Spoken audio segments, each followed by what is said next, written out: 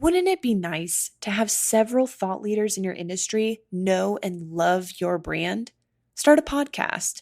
Invite your industry's thought leaders to be guests on your show and start reaping the benefits of having a network full of industry influencers.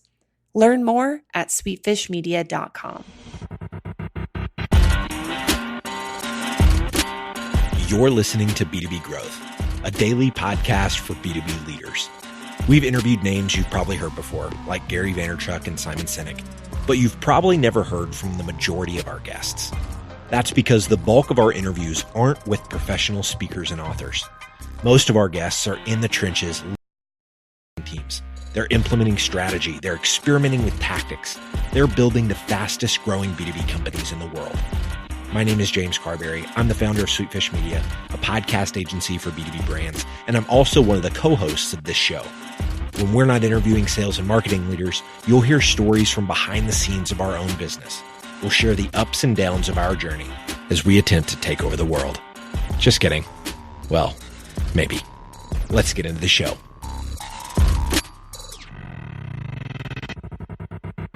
Welcome back to the B2B Growth Show. I'm your host for today's episode, Logan Lyles, Director of Partnerships here at Sweetfish. I am joined again today by Chris Savage, co-founder and CEO of Wistia. This is part two in a conversation with Chris. Yesterday, we talked about Wistia's decision to go against the grain as far as tech growth stories tend to go in today's environment, take on debt instead of selling the company. So if you didn't check that out, definitely go back and check out yesterday's episode. Great conversation with Chris. Today, we're going to be diving into a topic on how budget affects creativity and a very interesting project that Chris and his team are up to these days. Chris, thanks so much for joining us again, man. Thanks for having me back. We appreciate it. Well, Chris, for anybody who hasn't been exposed to you before, seen any of your content about Wistia, or they didn't get a chance to tune into yesterday's episode, can you give them a brief background on what you and the team at Wistia are up to these days? Yep. So we try to help companies use video better. We do that a bunch of different ways. We make a ton of content to teach people about how to use video, how to light, how to shoot, how to edit. Basically how to get confidence using video so you can use video at work more. Everyone uses video in their personal lives every day, and there's this giant gap with how people use video well at work, and we're trying to close that gap.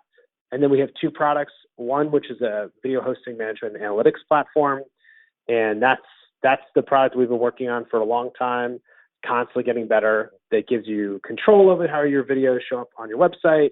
You can customize the player, you can add interactivity, you can add auto-playing thumbnails with text, all different sorts of things.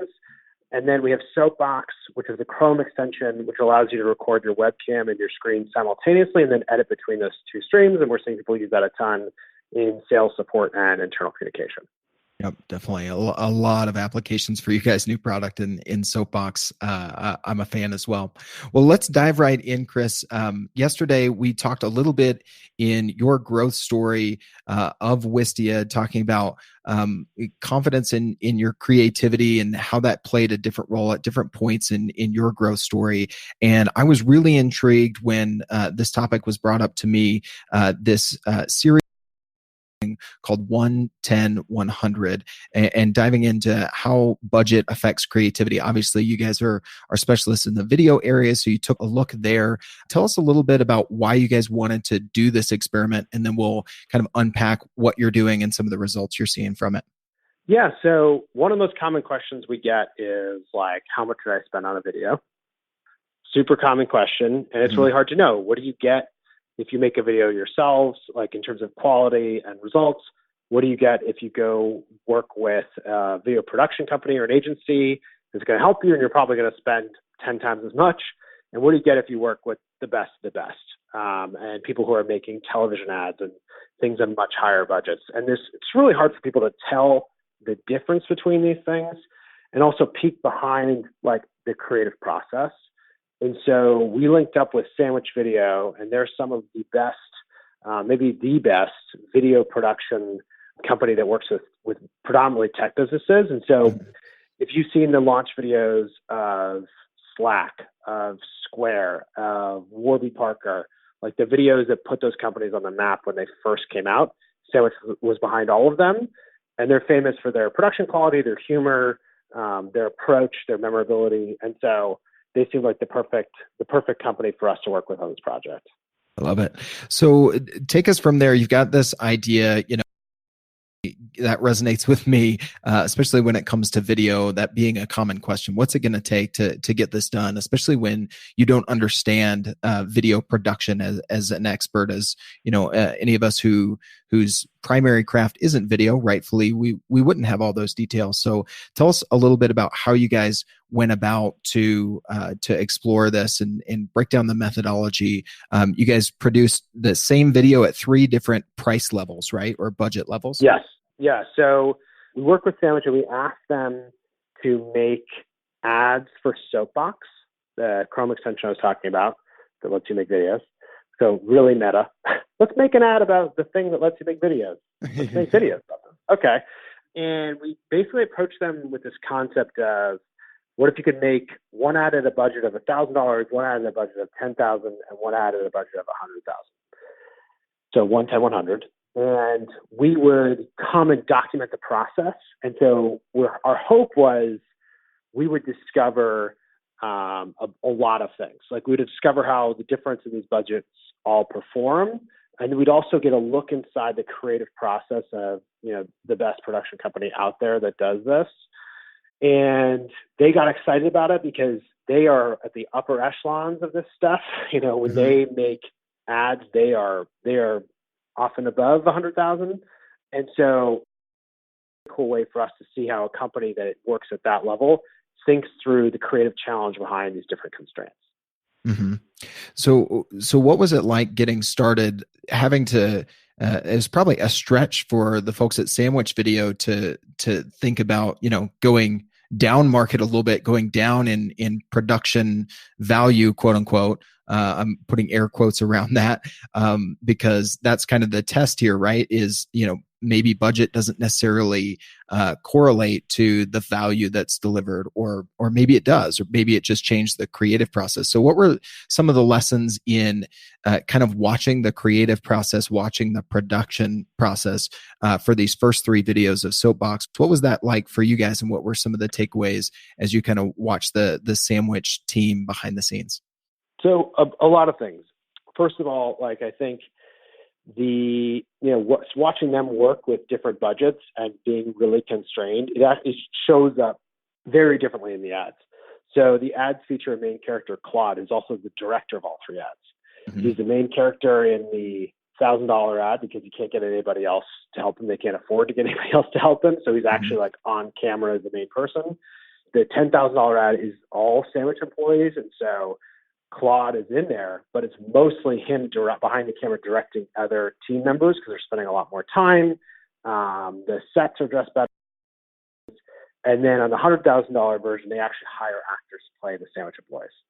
So watching the process is interesting because in some weird way, they actually have more freedom at $1,000 than they do at $100,000. Because at $100,000, the crew that is shooting the $100,000 ads, 30 to 40 people the day of the shoot. And so you can't change the script that day. You can't change the lighting. I mean, you're changing the lighting, but you can't change it dramatically what you're doing. Everyone has to go in with storyboards, knowing exactly what they're going to do. So you come in with these, you have to come in with crisp, clear ideas and crisp direction to pull that day off. There's a lot of moving pieces. Having assistant directors, all those types of things are absolutely critical to making this stuff work. And at the $1,000 ad, they don't need that at all. They could shoot it today, it goes poorly, they could shoot it again tomorrow. Mm-hmm. It's not a big deal. And the $10,000, they have less freedom, but still have freedom because they're still working with all Sandwich employees. So they could move the day of the shoot. They could switch up stuff that was happening. People were okay. It wasn't like they booked actors to come on a particular day. So it's almost counterintuitive that you would have more freedom in a $1,000 budget than a $100,000 budget. But that was something that was really interesting that pulled out of this. Today's growth story revolves around search engine marketing. Delphix, a big data platform, had hired an agency a few years ago, but they weren't seeing the results they wanted to see. Being such a technical B2B solution, they set out to find a team that could take on their challenge. After countless proposals, they found the perfect fit: Directive Consulting, the B2B search marketing agency. In just 1 week after launching Directive's campaigns, Delphix saw their lead volume double and their cost per lead drop by 60%. I have a hunch that Directive can get these kind of results for you too. So head over to directiveconsulting.com and request a totally free custom proposal. That's directiveconsulting.com. All right, let's get back to this interview. Mm-hmm. Well, and that makes a lot of sense. The more moving pieces you have, which you can afford those moving pieces, which might, create additional value, but it also creates additional complexity. I mean, that makes perfect sense when you kind of walk through the behind the scenes like that. So where are you guys going from here, Chris? The 3 videos kind of play off of each other. When I saw them on the website, they're very funny. They each have kind of a very different feel, but some commonalities. What did you guys notice in the finished product? And then let's talk about how you guys are testing kind of the results on the back end with audiences. So I think the thing that you can really notice, you end up with like more creativity in some respects because things can change up more in some of the 1 and the 10, and you end up with more like brand elevation in the 100. Mm-hmm. And you can see it really, you can feel it when you're watching them. You're talking about that different feeling between these. Like you watch them like, whoa, that 100, like those people are very pretty. And, and the music sounds a little bit different. And like even the cameras they use end up with like a slightly sharper image. All of these things compound to create this kind of hyper reality. Mm-hmm. And the thing that I think is interesting is looking at that and then thinking about the types of ads that we all see that big brands make that are on TV. They're always showing us like the hyper reality. And for some companies and products, that's exactly what you want. Mm-hmm. But for a lot of companies, you don't need that. Mm-hmm. And so it's just really interesting to see that difference to me. In terms of measuring impact, we're doing a lot of different things. So we have released the ads on Twitter and on our site. There's a ton of conversation. I would say even just the conversation alone, back to that profitable confidence thing, like I look at it, I'm like, wow, this is way more conversation than I expected. People are really excited about this. They're debating the merits of these different things. Like probably this was a win for the project. But it's actually just the first stage. So we documented the process and it has, which is launching later this month, which is a 4-part series. It's kind of like a Netflix style show that walks you through the creation of each video and how the concept was pulled together in its entirety. So I think that's really cool because the questions you're asking, someone could watch this and get a real sense for it themselves. Mm-hmm. And then we're actually testing the ads. So we're putting them out there. We're seeing like which ads get the most people to sign up for Soapbox. And if it matters if people see just one, or we're also doing tests where we show the thousands, the 10,000, the 100,000, and see the effect of having more of a campaign because they obviously were created in that kind of Russian nesting doll style. So it's very cool. I mean, there's like basically 6 different vectors that we're tracking it on, and we'll share more of the results as they come out. But I would say qualitatively, you can see that there's already just a really good reaction, I think, because people just want to see how this stuff really works. Yeah. And I love that you guys are following it up with, as you've been behind the curtain, kind of documenting everything, again, sharing the details of what it was like, behind the scenes, and let people kind of draw their own conclusions and things like that. I think that's probably contributing a lot to the buzz. I noticed, you hit on something there, the brand elevation. That was the thing that hit me about the 100K video. Like, I'm watching this video and I'm thinking the company behind it, dollars to spend. They're for real. Yeah. But at the same time, there were things about the $1,000 and the $10,000 video that I liked better, that made me laugh more. And so I think one of the lessons is, what are you going for? Is it that brand elevation, or is it, to communicate a certain part of your brand that you want to get across? And if that's humor, maybe you have more creativity when you don't lock yourself into a high dollar, production video. An interesting concept that you bring up there for sure. Yeah, I think it's also interesting because from Sandwich's perspective, it was a big challenge for them to fit all these pieces together. And I think that they really do work best if you watch all three, because you see the difference. And you could almost Soapbox could be like the point one, you know what I mean? Like it's like 0.1, 1, 10, 100. There's definitely a big challenge, but I think you're right on the money in terms of you need to look and think like, is the brand elevation important to us, or are we just trying to get people to pay attention, or are we just trying to stand out, or what is the thing? And just asking those questions is going to make it easier to make a call. Because I think you can have a $100,000, $200,000 video that's really hilarious, but you can think about the importance of that script and the setup and every detail, getting all of that stuff done up front and committing to it is going to be more challenging than if you do a $1,000 video that has a joke in it. I love it. Well, Chris, if people want to follow up and specifically interested in the documentary series behind the scenes, what's the best way for people to reach out or find that? Should they just go to the Wistia site, or what's the best place for them to go for that?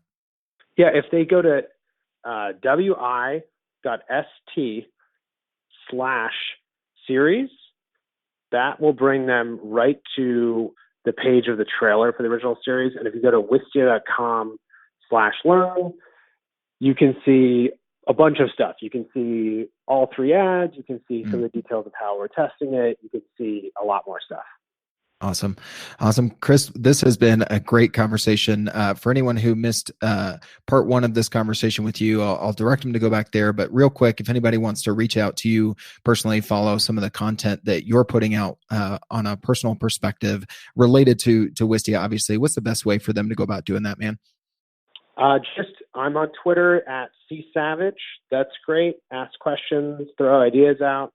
I write about what it's like building Wistia at savagespots.com, and also write a lot on wistia.com and in our blog as well. So any of those places is great.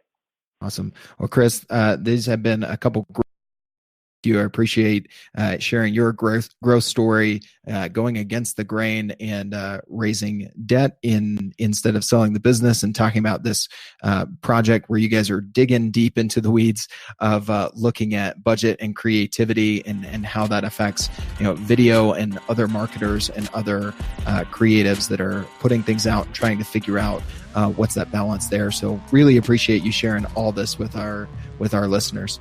Awesome. Yeah, thanks so much for having me. Digital marketing agencies have a tough job.